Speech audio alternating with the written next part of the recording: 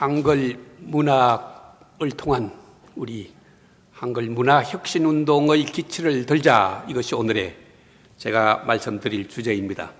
세종 정신을 이은 연희의 큰 스승으로 우리들은 외솔 선생님과 한결 선생님을 꼽을 수 있습니다.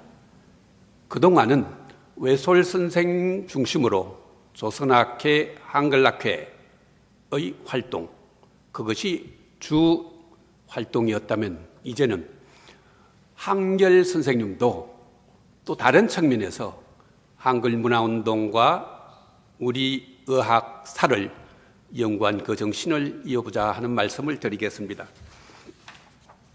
한글운동의 원시조는 세종대왕의 한글 창제에서부터 시작되었고, 그것이 한인샘 주시경 선생에 의해서 본격적으로 한글운동이 전개되었습니다.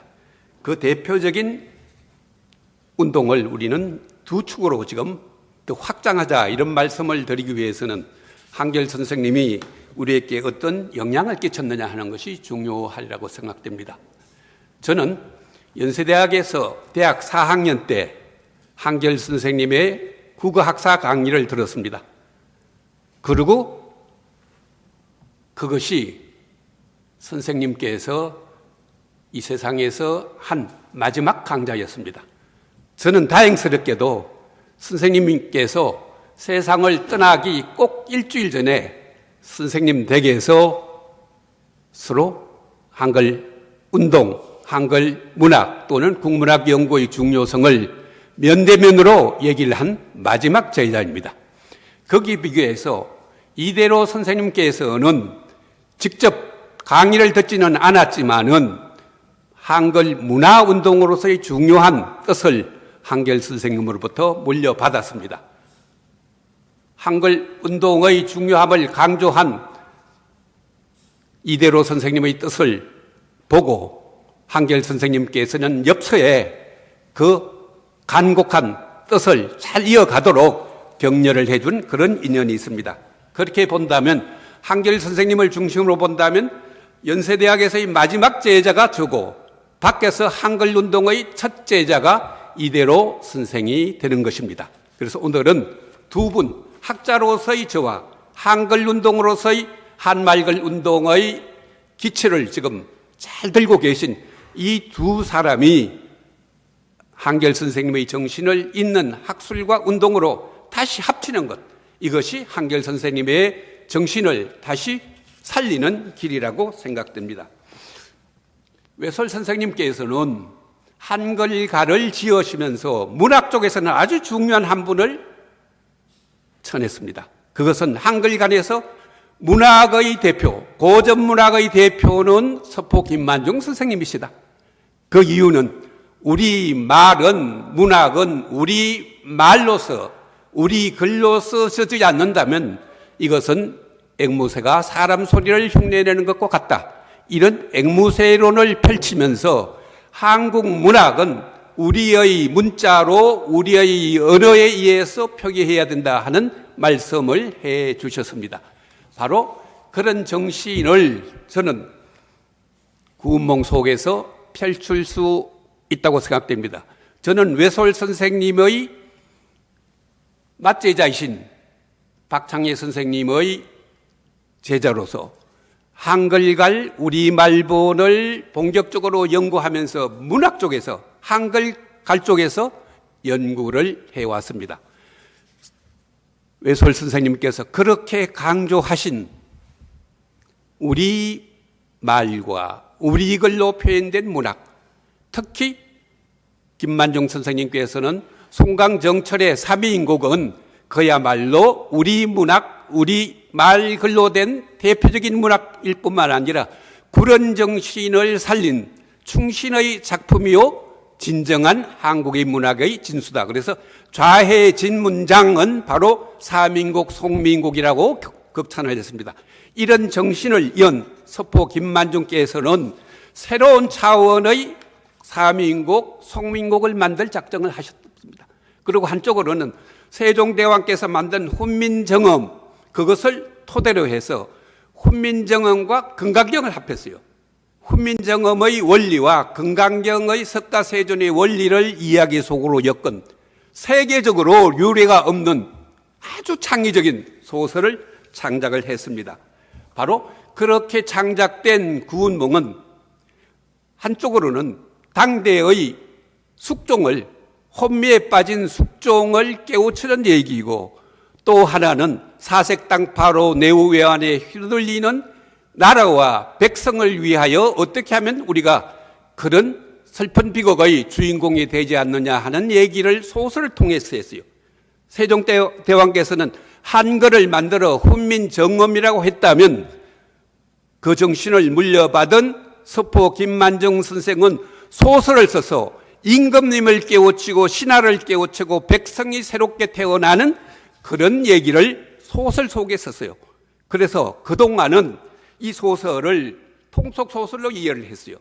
그러나 제가 50년 동안 한결 선생님의 그 정신, 외솔 선생님의 그 정신을 밑에 깔고 골똘히 주체적으로 연구를 해보니까 엄청난 상황이 발견되었습니다. 구운몽은 통속소설이 아니라 성리소설입니다. 성리학을 깔고 세종대왕의 한글 창제정신, 금강경의 석가세존의 정신, 송강 선생님의 사민국 송미국을 쓰는 그 정신, 이것을 두루 엮어서 물어 녹여서 구운몽을 창작해낸 것입니다. 그래서 특히 구운몽도를 보면 상당히 중요한 대목이 나옵니다. 처음에 발단 대목에 성진이 동정용궁에 갔다 오다가 팔선녀를 만납니다.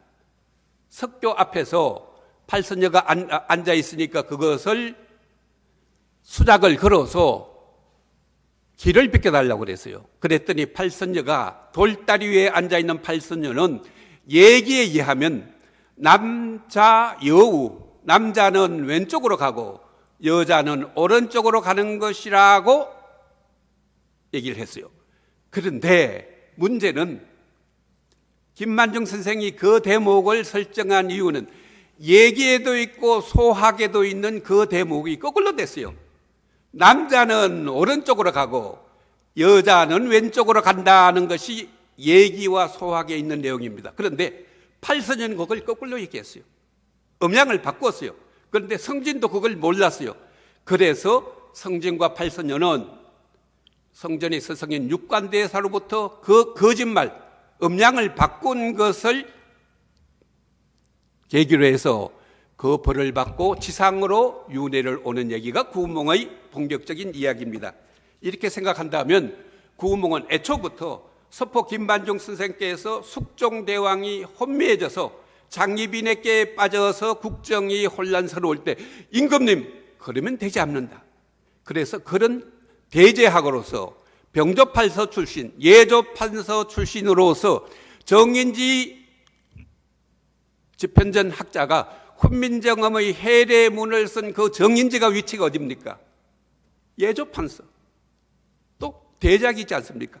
정인지가 훈민정음의 해례를 하듯이 똑같이 예조판서 대제학인 김만중은 훈민정음의 이론, 송강가사의 이론, 금강경의 이론, 당대의 정치적 혼란을 다 싸잡아서 성리학으로 푸는 얘기를 했어요.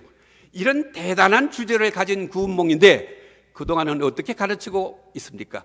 구운몽은 부귀공명 일장춘몽이다, 또는 일부 다처의 합리화다, 몽환 소설이다, 이런 아주 초보적인 얘기로 하고 있어요. 제가 외솔 선생님, 한결 선생님 정신을 읽고 나손 선생님, 연민 선생님의 문학 연구를 제대로 이어받아서 50년 만에 이런 대단한 비밀을, 우리 문학이 한글로 쓴 구운몽이 세계에 내놓았을 때 훈민정음의 창제 우수성과 맞먹는 그런 대단한 우리의 한글 문학이 있었다는 것을 그동안은 잘 몰랐어요.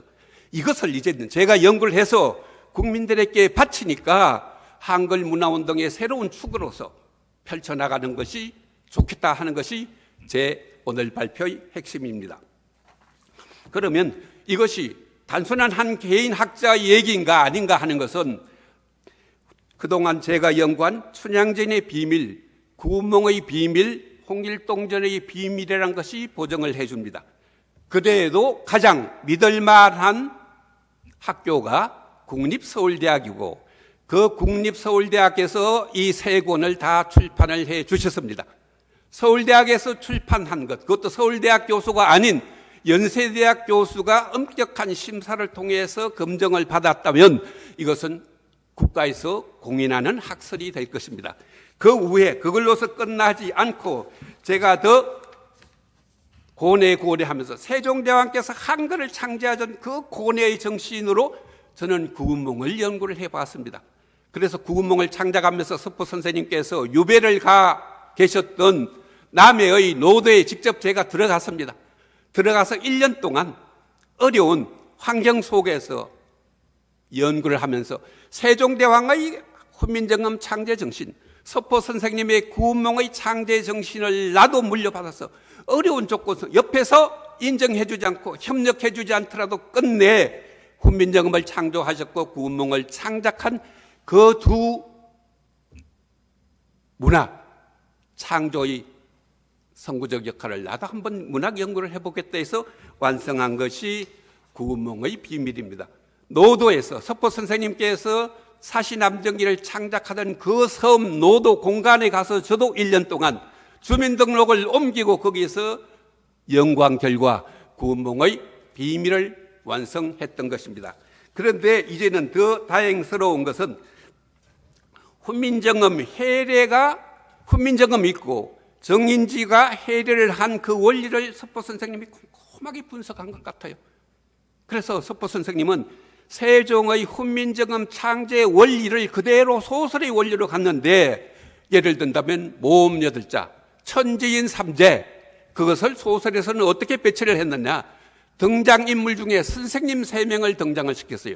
하늘에서 내려온 위부인 동정용왕의